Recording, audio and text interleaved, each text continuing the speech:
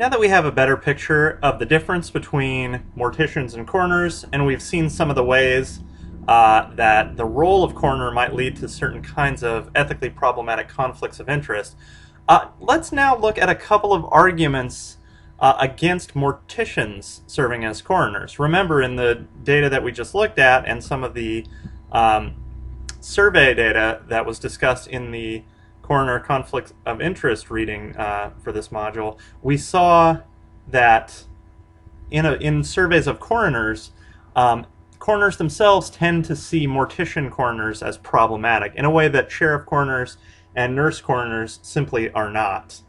So let's take a look at a couple of arguments for why we might be opposed to the idea of mortician coroners. So the first argument says that, look, when morticians serve as coroners, this gives them an unfair competitive advantage over other mortuary service providers in their service area. One of the big sources of this concern is simply that by being on scene in the role of coroner, mortician coroners have kind of privileged access to the family of the deceased. This is going to be especially problematic in cases where the family doesn't already have a funeral home in mind. It's not implausible to think that they might just ask the coroner who the coroner recommends. And if the coroner is also a mortician, of course they're going to recommend their own funeral home, or at least that's the worry. And so the thought is that this is unfair to the other service providers in the area. It gives the mortician coroner an unfair advantage. And in general, we should probably try to prevent these unfair competitive advantages from coming up, so we ought not allow mortician coroners. A couple things you should think about with this argument. On the one hand, it seems like a pretty plausible argument, although you might think that some of the ethical rules that we looked at earlier, for example, the rule that says, and I believe this falls under matters of courtesy, it falls under conflicts of interest. Coroners should not make recommendations. They should refrain from doing so. That's sort of a norm, an ethical rule that prevents this concern about unfair competition. So you might think that so long as mortician coroners follow a certain professional code of conduct, we don't need to worry about this. That's one thing that one way you might respond to this kind of worry. Another thing you might note is that this doesn't rule out mortician coroners, because there are some areas where the population isn't as dense, where you might have just one mortician in a large service area. So it may be that the mortician coroner is the only mortician. So there's no sense in which there's an unfair competitive advantage that person obtains, because there's no competition. They're the only coroner, the only mortician. And so serving as the coroner doesn't give them this unfair advantage. One other thing that you might think about here is whether this is a likely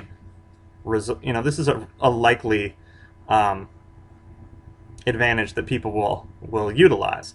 One thing that, if I were a mortician, I might find this vaguely offensive. How dare you suggest that if I were the coroner, I would sort of use that role to advance my own business, as though I'm somehow incapable of separating these roles.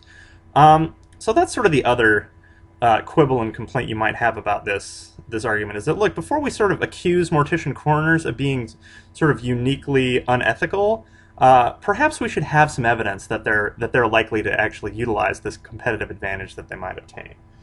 In any case, this worry about unfair competition is one reason why we might not want mortician coroners. And one thing you should notice about this argument is that it's not based on anything about proper treatment of dead bodies. It's nothing about deceased rights or concerns about the family. It's actually in an effort to protect other morticians, which is kind of an interesting and surprising point of view, I think.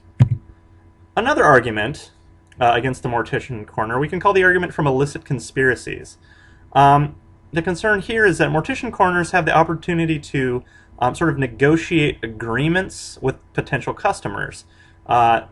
The most sort of obvious example of this is in a obvious suicide case. A mortician coroner might be tempted or might negotiate an agreement with the family where they will declare this obvious suicide an accident, in exchange for the family utilizing the mortician coroner's mortuary services and perhaps purchasing a very sort of expensive, elaborate funeral package as compensation.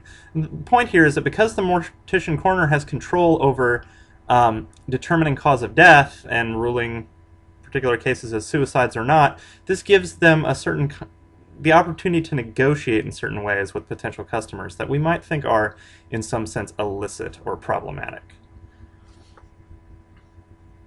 Now, we might sort of quibble about this argument as well. One thing that we might be worried about here is just that, again, we're assuming that mortician coroners would be likely to take advantage of this. Again, it's a little insulting, right? To say, hey, you guys are the sorts of people that if we give you the opportunity to like work some backroom deal with families, you're totally going to do it. So we might want to have some evidence that this is especially likely. We might think that in fact it's actually not, and that it's somewhat sort of insulting to mortician coroners to suggest that they would be so subject to these sorts of things. There's another reason that you might be worried about this argument from illicit conspiracies, and it comes up when we think about a particular kind of case.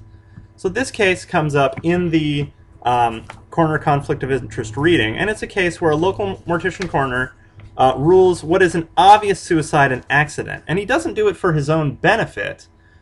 He does it for the wife's benefit, because it's well known within the community that the husband is an abusive alcoholic, has been for 20 years, and that she has very few skills outside the home, so she'd be unlikely to be able to support herself and her 4 children.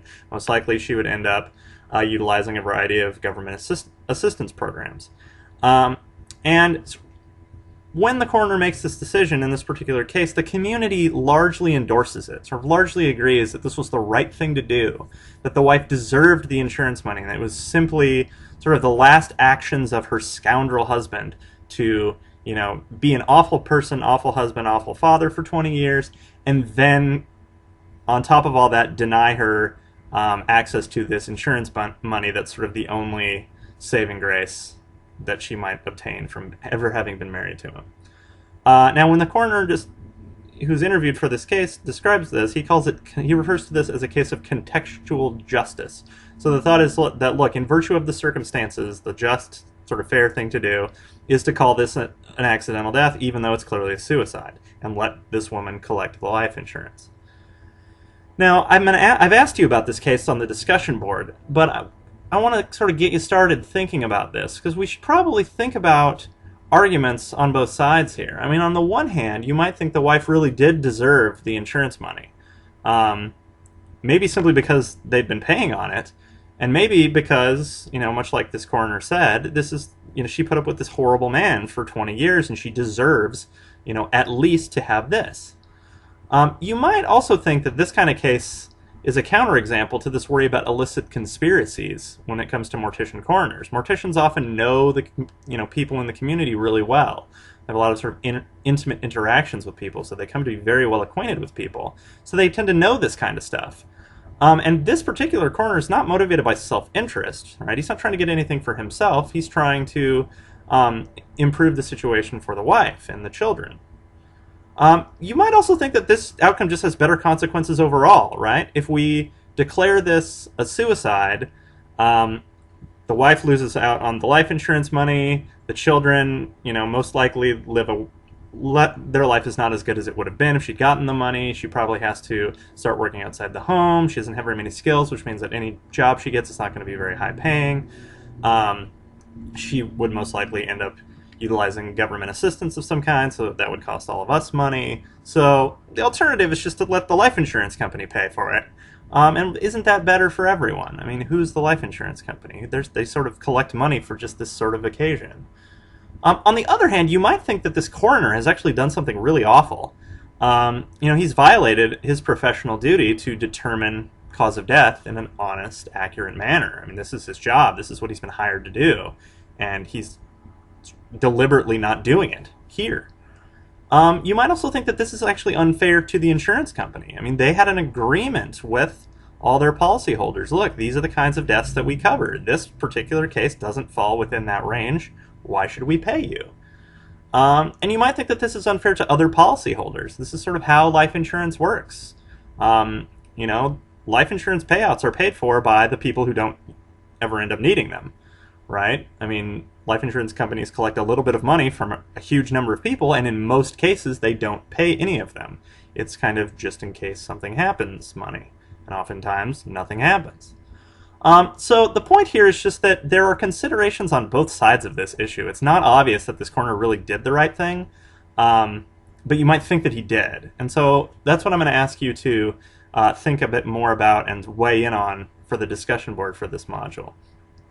Go ahead and move on to the question, which is about why we might think that the mortician coroner in this case may have done the right thing, just asking you to identify some reasons in favor of his actions, so just make sure you're clear about that. And then once you do that, you can think about whether you agree that those reasons are the most significant, or that perhaps these other reasons against his decision, maybe those are more weighty, and then you can weigh in on the discussion board about how you feel about that.